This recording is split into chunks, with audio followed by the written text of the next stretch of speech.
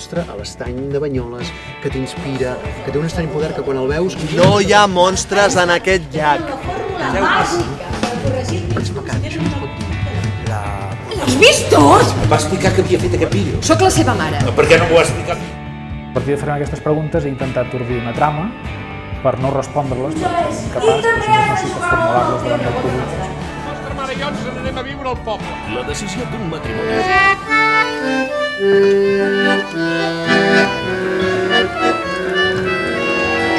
Oh, per què? Perquè cansa.